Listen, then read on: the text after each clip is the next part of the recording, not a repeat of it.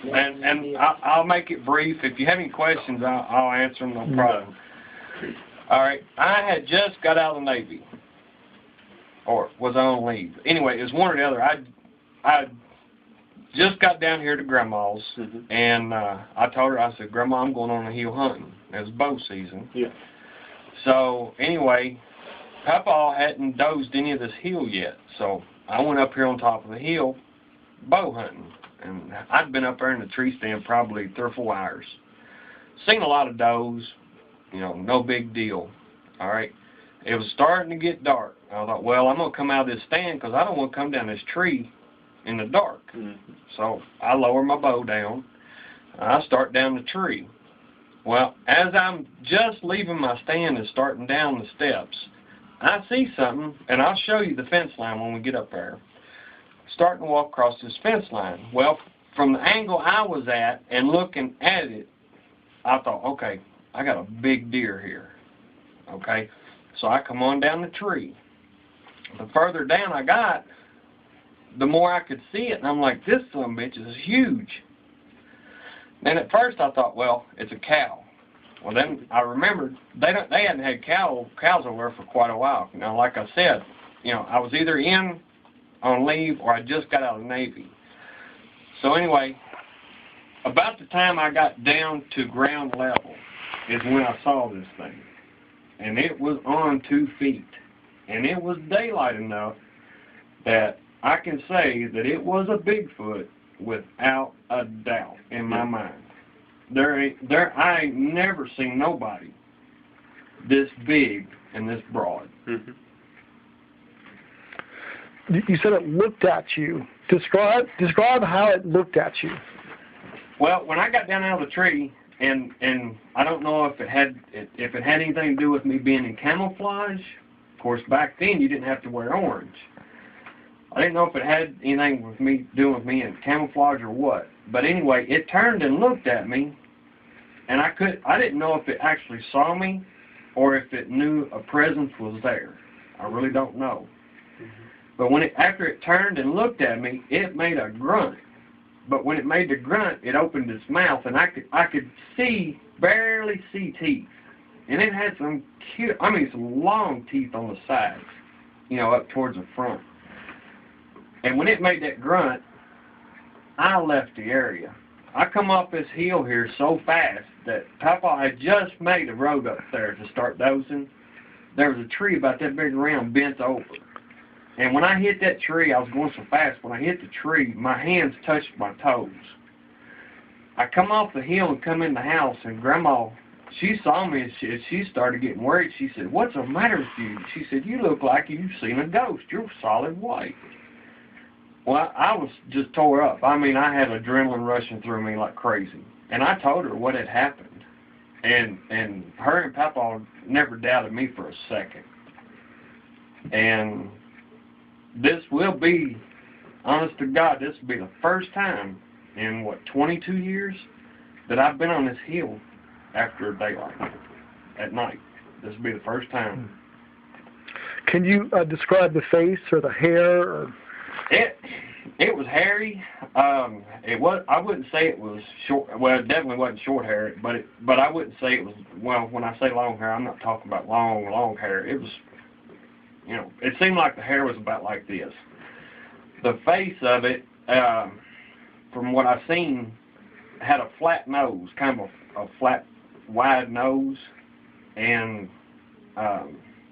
had real. I mean, the daggone eyes on this thing looked like them great big marbles you find in these novelty stores. It didn't have a forehead because the hair kind of came down to about the eye line. And it really didn't have a forehead because it kind of started at the eyebrows and just kind of went up at a slope. And then it kind of pointed, and then it come back down on the back side. But when he turned and looked at me, his shoulders to me seemed like they were 3.5, 4 feet wide. Those are the widest shoulders I've ever seen on anything. And then you said it smelled. What did it smell like? Oh, being in the woods, the closest thing I can explain to it is, imagine the worst outhouse smell you've ever smelled. and then put a skunk in them. It was wretched. I mean, it was some rank smell. And I've hunted these woods since I was probably 12 years old. Did it remind you more of a human or more of an ape overall, as far as face and everything? At that instant, probably more of a human. Yeah. I mean, if truth be known, if you ask me, the only ape feature I saw would be in the face and the length of the arms. Other than that, it looked all human to me. So the arms were very long? Oh, his arms looked like they went to his knees. Oh, okay. And at the height of him, if I had to guess, this thing was probably between 7 and 8 feet tall. When he walked, did he look like he Well, was gaiting, or now, did it see, I never got to see him walk because, I mean, I did from up top. Okay. But that wasn't what I was focused on. I was focused on the body and looking for the head, whether it had antlers, because at first I thought it was a deer. Right. But by the time I got on the ground, he was stopped. And, Did his and when head bob any at all that you remember? Mm-mm. No. And when he stopped and turned to look at me, he kind of went like this. He just kind of pivoted like this.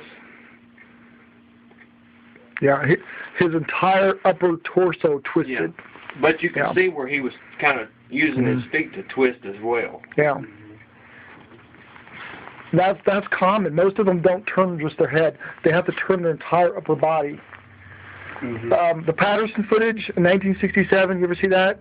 When Patty's walking and she turns her whole body like this. Yeah. They don't just turn their head. Yeah, they can't, the way their head sets Yeah. on their shoulders. Yeah. Gee, how many years have you been hunting in the woods, would you say, roughly? Outdoorsman? 30 years. 30. Have you ever heard a sound like that grunt ever in the woods before? Mm-mm. No. This is God's honest truth, I've been hunting in the woods and bit by bobcats, coming up on me. Really? That's I've had pretty turkeys damn near run over me. I've had deer come up and hit me nose to nose. That was my fault. I fell asleep at the base of a tree. It really did. It happened. And I backed up a tree. It scared me so bad. But stuff like this happens to me in the woods. I spend a lot of time in the woods. But this here is the only experience and the only time I've ever had this type of ordeal. Well, when did this happen again? It was about this time of the year. I'm going to say it was either 89 or 90. No, it couldn't have been 90 because I was married then. Had to have been 89. 89 because You were still living out like that. Exactly. Yeah, it was 89. Why did you just now report it? Ridicule or well, it's becoming more popular now, more accepted? No. Or? I'll give you a little story behind it, and then I'll explain why. Okay. I never gave it a thought as to the ramifications of telling somebody. Okay. At the time, my uncle, her youngest brother, lived here with Grandma and him. He also heard me telling Grandma and Grandpa the story. Well, he went around and was telling everybody around here. Obviously, I was the laughing stock of the community. Right. Okay. It was about 2 or 3 weeks later. There's a little place over here, and you may have heard of it, called Bear Waller. Bear Waller. Yeah. There was a guy over there somewhere, and I have been looking since I talked to you to find this guy. But apparently he had a run-in with this, and it was out in his cow pasture. I don't know if it had one of his calves or chasing a cow, but it put him into shock, and it sent him to the hospital in Lebanon. This was about a week later. Yeah, it was in the paper. Okay, and then about another week or 2 later, another person had a run-in with it. Well, the ridicule, or people laughing at me, kind of slowed down and stopped, and they were like, well, maybe there is something to this. Okay. And my kids love it when I tell them this story. They're fascinated with it. Okay, but anyway, back to what you were saying. I was bored the other day sitting at the house, and I'm getting ready to write a book. It don't have nothing to do with this. This part of it will never be in this book. Mm-hmm. But anyway, I happened to type in on a search engine Bigfoots in Kentucky because I wanted to see, Of course, yeah. how many had been spotted, where they had been spotted, where the hot spots were, and stuff like that. Now, I'm not an avid Bigfoot hunter.